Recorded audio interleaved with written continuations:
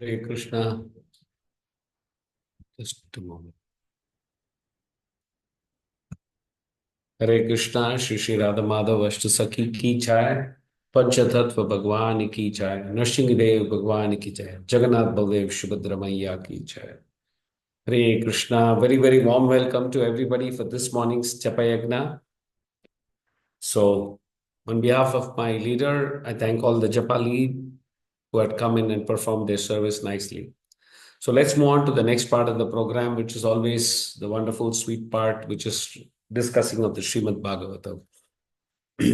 Just a short kirtan. Jaya Radha Madhava Kunja Bihari Jaya Gopi Jana Vallabha Girivaradhari Gopi Jana Vallabha Girivaradhari Yashodanandana Braja Jana Randana Yashodanandana Braja Jana Randana Yamuna Tira Vanachari Yamuna Tira Vanachari Jayo Radha Madhava Kunja Bihari Hare Krishna, Hare Krishna, Krishna Krishna,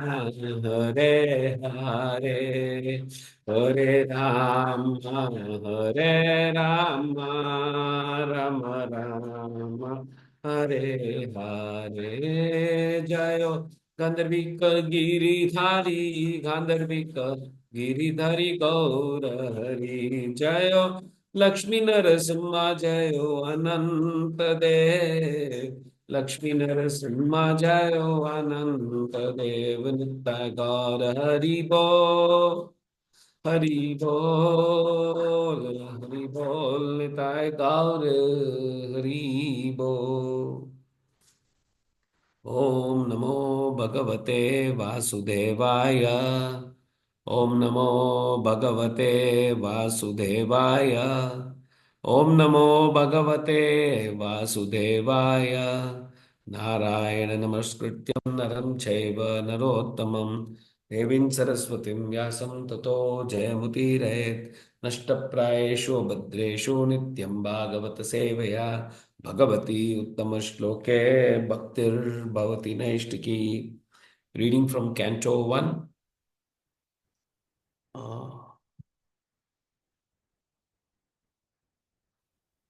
Yes, Canto 1, Chapter 13, titled Dhritarashtra Quits Home. We are in the 15th verse. Abhidrat Aryamadandam Yatavad Agarkarisu Yavad Dattara Shudratvam Shapad Vashasatam Yamaha. Word meaning, translation, purport by His Divine Grace, A.C. Bhaktivedanta Swami, Srila Prabhupada. Abhidrat administered Aryaman, done that punishment, but as it was suitable, Agakharisu, onto persons who had committed sins, as long as Ladhara accepted Shudratvam, the tabernacle of Shudra, Shapat, as a result of curse, Varshashatam, 100 years, Yamaraj. Translation.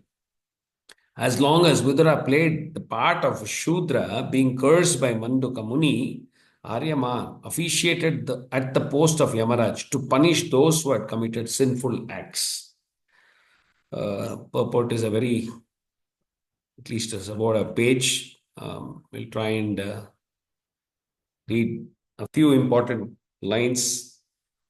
So, Vidura was born in the womb of a Shudra woman who was forbidden even to party of royal heritage along with his brothers Dhritarashtra and Pandu.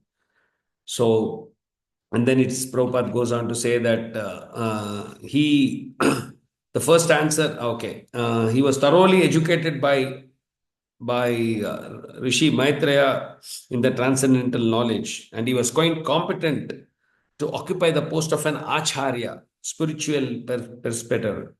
So then Prabhupada goes on to say that according to Chaitanya Mahaprabhu, anyone who is conversant in the transcendental knowledge or science of God can be a Brahmana, can be it a Brahmana or a Shudra. There are wonderful lines. How Yamaraj was very busy. It says Yamaraj was very little time to take leave for his responsibilities of office by punishing wrongdoers. Okay. Like I said, there are wonderful lines. We will get on to some small discussions on the important points of this verse. Om Ajnanatimirandasya Jnananjana Shalakaya Chakshurunmilitam Yena Tasmai Shri Gurave Namaha.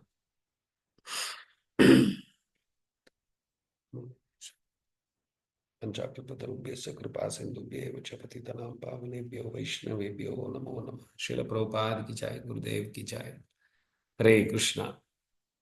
So abhidrat aryamaadhandam yatavat agakharishu yavat dhaddara shudratvam shapa varsha shatam yamaha. As long as Vidura played the part of a Shudra, being cursed by Mandakamani, Aryama officiated the post of Emiraj to punish those who have committed the sinful act.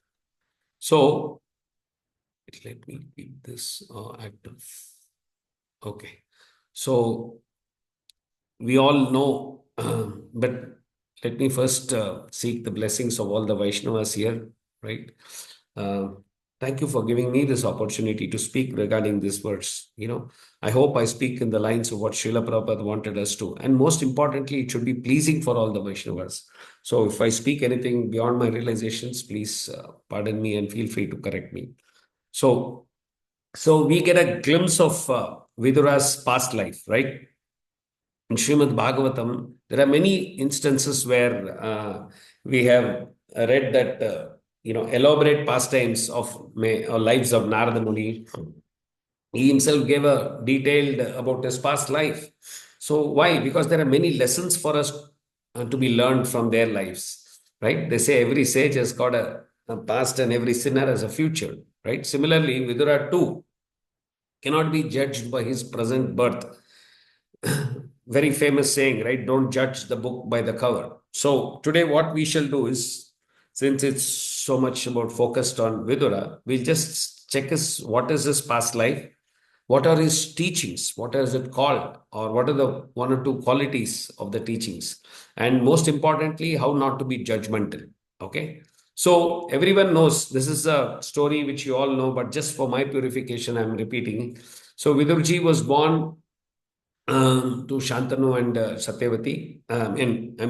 I'm just giving a background. For Shantanu and Satyavati had two children, right? Chitrangan, and he was actually an illustrious king, right? Very strong, but there was another Gandharva with the same name, and he fought with Chitrangan and defeated him. In the process, he got killed. The other son was Vichitravirya, who took over and ruled the kingdom. But he had a short life, right? Untimely death he had. In about 7 odd years, he left this body, but he had married Ambika and Ambalika. So Satyavati was very worried because he did not leave any, child to who would take care in the lineage. She wanted the lineage to continue. So she actually asked Bhishma Dev to break the vow and beget strong sons. For which Vishmadev, you all know that he said it was impossible to break his vow.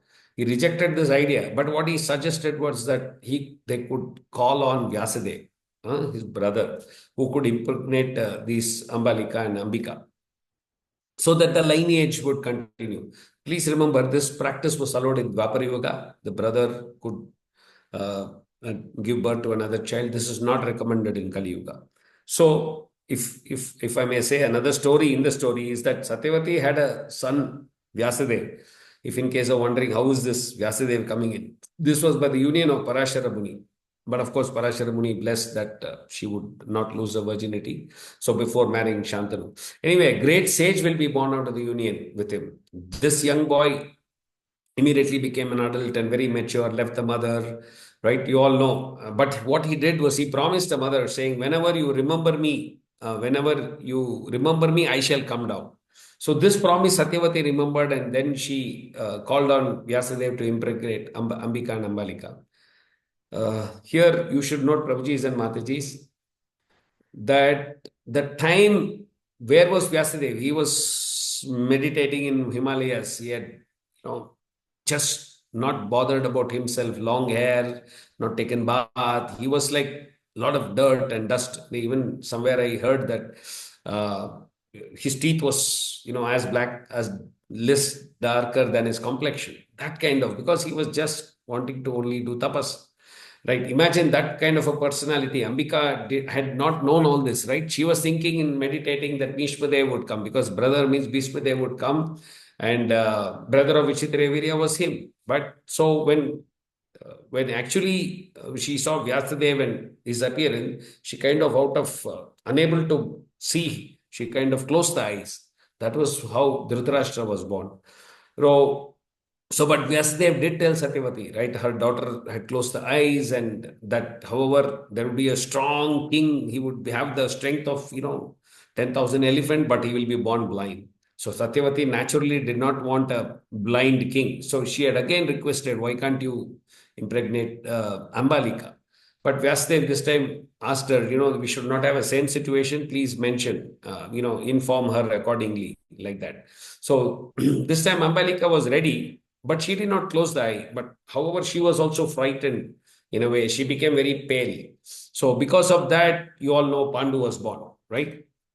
Again, uh, Satyavati being, the mother, she did not want a not happy looking or a pale looking king. So she was again requesting to impregnate Ambika again. So this is where the most important story is, right? So uh, Vyasadeva told, look, first time this child was born, let the child be, 1 year, and then I'll come and I will bless, like that way, right?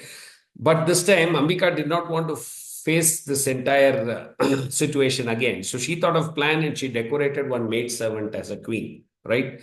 Made a replacement for her. So she could not, comprehend herself again, the union with Vyasadeva. But Vyasadeva obviously knew what was happening. He knew it was not Ambika, but she took nice care. She did all the wonderful reception of the Vaishnava, washing the feet, followed all the Vaishnava etiquette, prasadam, everything else. So he blessed her, saying that from this union, you will have the greatest and the most intelligent person on the planet Earth. That kind of a son you will get, right? This was actually Vidura, the most intelligent person at that point of time. So this brings us to the second point. First, we came to know a little bit of history, or what is how Vidurji was born. Now, the second point is his teachings to Dhritarashtra. Remember, he was in a position of an acharya. Prabhupada says that, right? It was not normal sessions like normal advice. Now, what happens? Look at his quality. One of the quality, a person should not deviate, or rather, he would not deviate from higher principles of life. Always being a well-wisher. Remember what Supreme Lord says, Bhoktaram Yajna Tapasam. After that, he says, Sarvaloka Maheshwaram, Sukhridam Sarva Bhutanam, Jnatva Mam Sanchiratsati. That is, his Krishna is impartial in his partiality. That is, his partiality is available to all. But people are not ready to take it, right? Duryodhana, we all know, was not ready.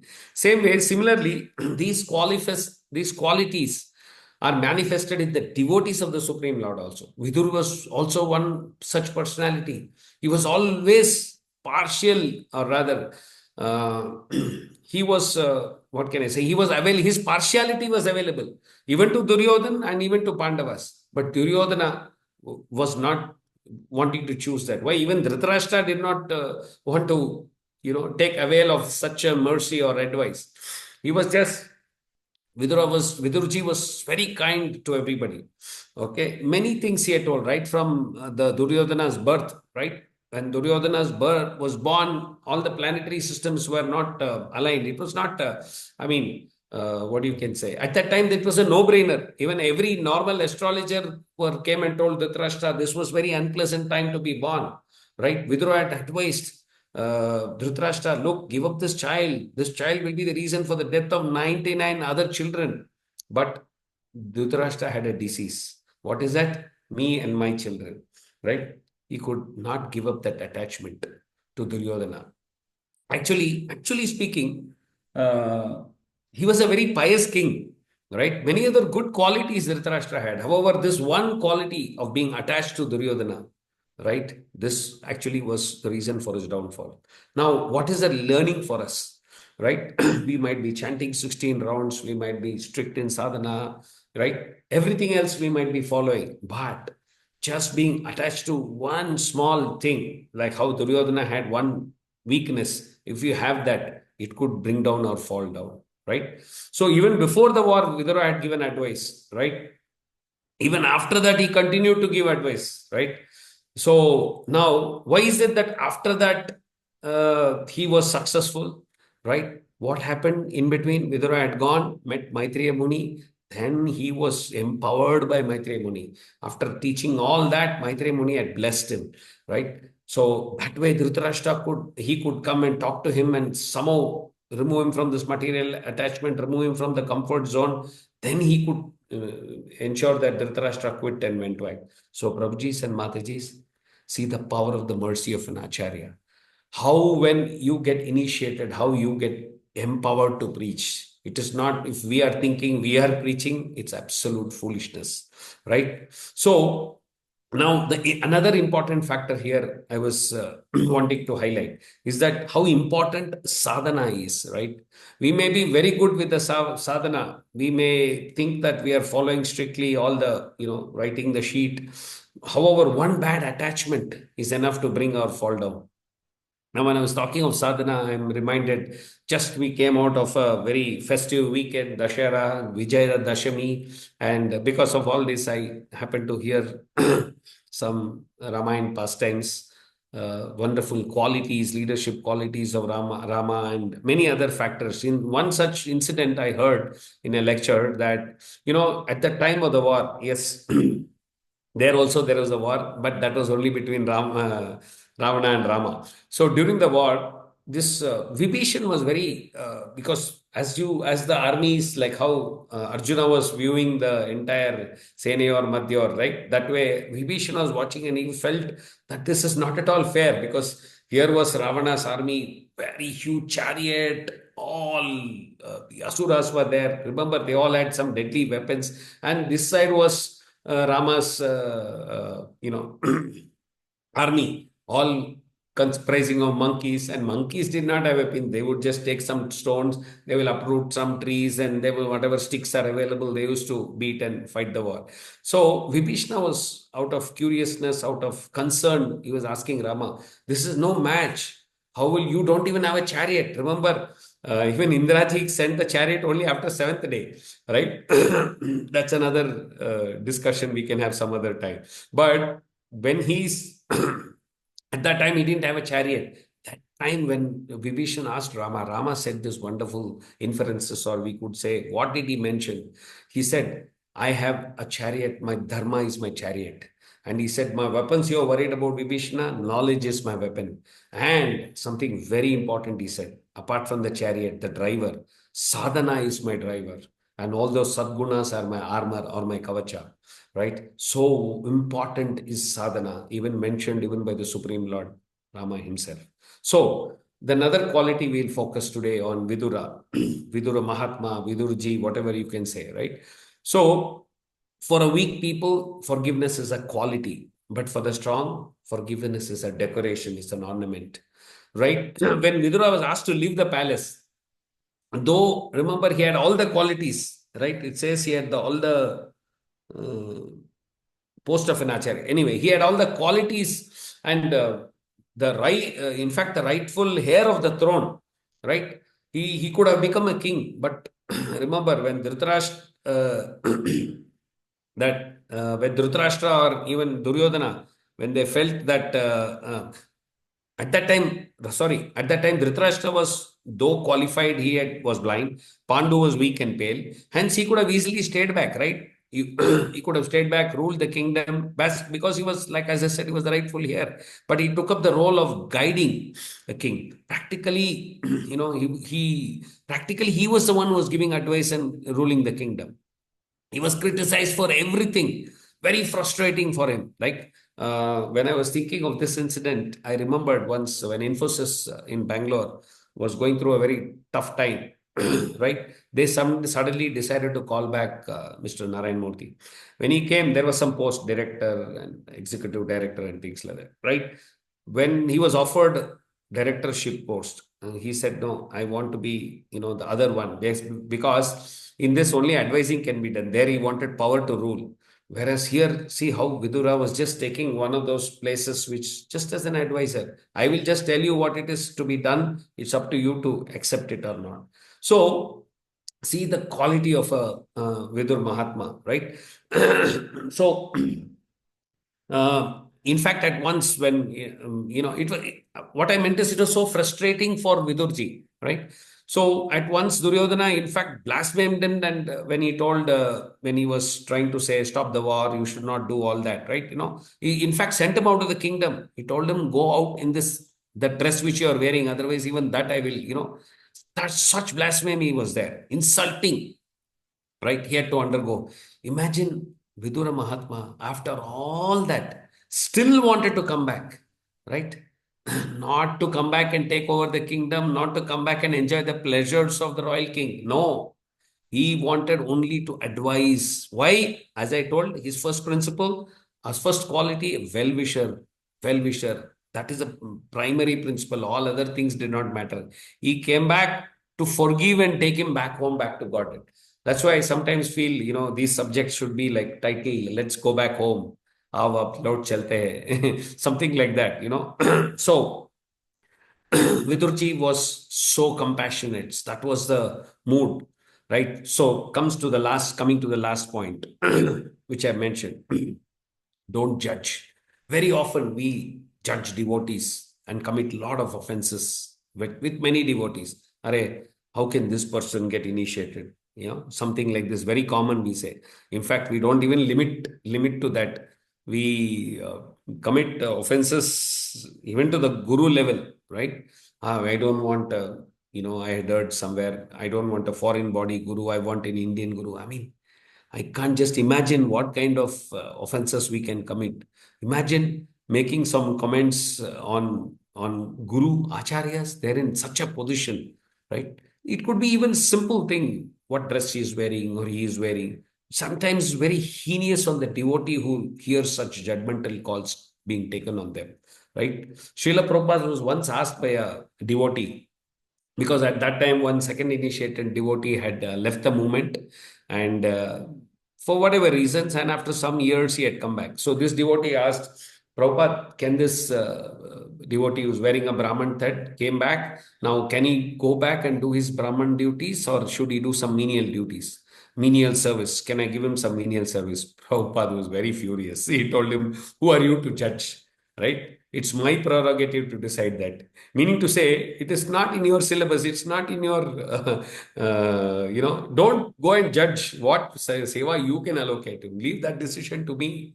Imagine you take a thief, you catch a thief, you go, you bring him to the court, and then who will give the judgment? Is it the police or the judge? It is the judge who has to give the judgment, right? What we should do out of them. The same way, Srila Prabhupada clearly made it that you don't get into this. This is not your prerogative. Similarly, Vidura may appear like the son of a Shudra, right? So there's as they say, there's a story behind everything. So sometimes we see some devotees. I'm really tempted to discuss, I mean, share one devotee whom you all know, His Grace Shamkund Prabhu and Vinodini Mataji, right? So if you come across, he'll be so friendly. He'll mix with children. He will go and speak to the children. He will discuss Bollywood, and he will say, "What did you eat? Where did you go? Which mall you went?" The way he speaks all current affairs, you sometimes you tend to ask, "Hey, what is this devotee all discussing Bollywood, singing Bollywood songs, dancing, all that he'll be doing?" But if you really take a peek into his seva or other aspects of his philosophy, he's a Pandita, right? He served Srila Prabhupada disciple, his Guru Maharaj, for over a decade, personal assistant, right? Personally associated. Even his commitment to Guru Seva, we cannot just, even understand, or you cannot even think how much sevas he takes up. You cannot judge the person just by his personal attire, the casualness in which he speaks. I just gave this example for us to understand, right? He gives hours and hours of dedicated time to his Guru Maharaj, right? And without having any hello, right? Sometimes we normally, I'm talking about myself. Oh, I'm initiated devotee. We always think that we carry one aura or hollow behind, right? But no, sometimes we cannot judge by the cover. His Grace Shamkund Prabhu's seriousness or commitment is far, far better than many of uh, devotees. Okay. So coming back to Vidura. Now, Vidura was not a normal soul, right? What happened to Vidur Mahatma? As I said, Vidurji, can even call him an acharya. He was cursed, right? Where was he? He was in Yamaloka, in Yamaraj. Now, for those who have Asura mentality, they may not believe where is this other loka, where is this higher hellish planets. Huh? This is Kali Yuga, right? Remember, Prabhupada gives very nice, Krishna is giving very nice examples in 16th chapter. Pride, arrogance, all these things are qualities belong to those of demonic nature, right? they they have no. They say world is unreal. What is it? Asatyam. They say everything. They have this tendency that to believe everything which is not true, right? And they will not believe the truth, but all other untrue, they will have a lot of faith, right? That is these Asura mentality, Asura Guna Sampada. So Yamaraj was very busy. He was doing his service very, very far away. It says, Prabhupada uses, I think, where somewhere I read that very, very far away he's doing his duties. He doesn't have any break, right? He doesn't have any casual leave, sick leave. We also have something called restricted holiday. So many other benefits we all have here. No leave for him. And I was listening to Guru Maharaj's lecture. He was comparing somebody who's in the kitchen service. Doesn't get a break, right? He has to constantly keep making prasadam, right? Something like that. He had a very, but then he had a deep desire. The desire, like other Mahajans, you all know that they are all in a great preaching mood. Narada, Brahma, Prahlada, Kapila, Manu, Kumaras, Bhishmadev, all are, well, Mahajans are wonderfully doing the service of glorifying the Lord, glorifying Lord's names, fame, pastimes, everything. So, Srila Prabhupada mentions that they're always preaching. Now, he too had a very strong desire. He wanted to preach. He was very tired of only always punishing people, right? He wanted to just go and take a birth in an ordinary family. Why he didn't want, or why he wanted an ordinary family? You know that Janma Satashri, Aishwarya Satashri. So he didn't want to have any pride by taking birth in a little higher family, and then that way influenced by pride, arrogance, etc. He did not want. How now you all be wondering, is it possible to preach in having taken birth in an ordinary family? Yes, it is possible. Chaitanya Mahaprabhu says, whether it is a Brahmana or a Shudra, right? Even a Chandala can become a pure devotee. We all know that. Now, because of his strong desire, the Supreme Lord created a situation in a way Mundaka Muni cursed him to be born in a very low family. For how many? 100 odd years. Here it says, right? Varsha Shatam Yamaha. 100 years. So there was a Nimitta and there was a Karana. If you see, Nimitta was the situation. Okay, he was cursed. What was the Karana? The will of the Supreme Lord is Sarva Karana Karana. Just need to switch on. The laptop battery is down. Okay. So there was a nimitta and there was a karanam. What was the karanam? The will. The sarva karana karanam. That is the most important point to note here. Vidura was actually Yamaraj, right? And because of the curse is also right. Some thieves came into the ashram thinking there's a safe place to hide. And when the police, whatever, the kingmen came and they caught this Muni too. And they had given the punishment to everybody, and the punishment is a very ghora one, piercing a rod or something from the back. It's a very, very pure ghora punishment. Now, somehow, just before that, in time, the king somehow understood last minute that he's realized he's made some error because the sage cannot be part of them. Now, he was released. Now, this Muni did not question the king. he questioned Yamaraj and asked him why he had to go through this hell. A few minutes late, the king would not release. I had to go through punishment, and told him, how could you do this? And that time Yamaraj told, I'm sorry, it's already 42. Just I'll end it with last. Yamaraj told him that the child, as a child, you had pierced an ant, and that's why he had to go through a difficulty. So this Muni was very furious and told Yamaraj that as a child in the younger years, I would have done this, and how can you give me for such a small incident, that too below the age of 5? How could you punish me? Right? Hence, he had to come as Vidura and partake in the lead of Krishna. So we all know Krishna comes down. He being an avatar, he comes personally. Sometimes he sends people like this, pure devotees. So in Gaudiya Vaishnava, sorry, when he comes like devotees, we should not judge these people. Oh, he's from a Shudra family and things like that. In our parampara, Gaudiya Vaishnava parampara, we have such strong cases, right? You see Chaitanya Mahaprabhu, whom he gave Namacharya, it was Haridas Thakur, coming from a Mlecha family, right? There were so many exalted devotees, Advaitacharya, Nityananda Prabhu was there, but he gave it to Haridas Thakur. In Bengal, in fact, it was considered that anybody who's taken birth alongside the river Ganges are very pious, and anybody far away like Radhadesh, it was considered impious. Whereas Navadvip was considered pious. But Chaitanya Mahaprabhu did not use any of this yardstick. He was always quoting from Srimad Bhagavatam that an exalted devotee can never be judged. He said they are all like fire. They can engulf all the good and bad things. Right? So we cannot be judgmental. In fact, Chaitanya Mahaprabhu took some many devotees right from all areas from Bengal. He did not choose only this place, right? In fact, he sent a few associates of his close associates to the Mlecha countries. Why? Because when Srila Prabhupada would come, they could, when he sparks this movement, they could help Srila Prabhupada and propagate this Harinam in every town and village. Imagine otherwise how a close associate of Chaitanya Mahaprabhu, born in Milwaukee, joined Srila Prabhupada, and now currently is the longest serving sannyasi in the world. Gauranga Jai, Srila Prabhupada ki Jai, Guru Maharaj ki Jai. So the last I will end, just small personal realization that when I was getting initiated, there were many devotees younger than me in the entire lot. Each one of them were so dedicated, the entire, I think, youth forum, the girls forum, and many our Vaishu and other devotees. So I was at that time thinking, I was so lucky that I am the least eligible in that entire group. But Guru Maharaj was still very merciful and still gave me Harinam initiation. So, Prabhujis and Matajis, we should not judge devotees. If we are doubting a devotee, which means you are doubting Guru Maharaj's capacity to decide whether he is to be initiated or not.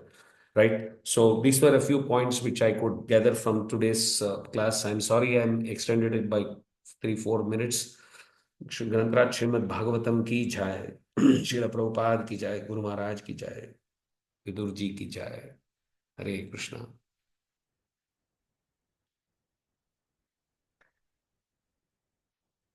Hare Krishna. So if there is any points to be added, or if I missed any point, please feel free to add these.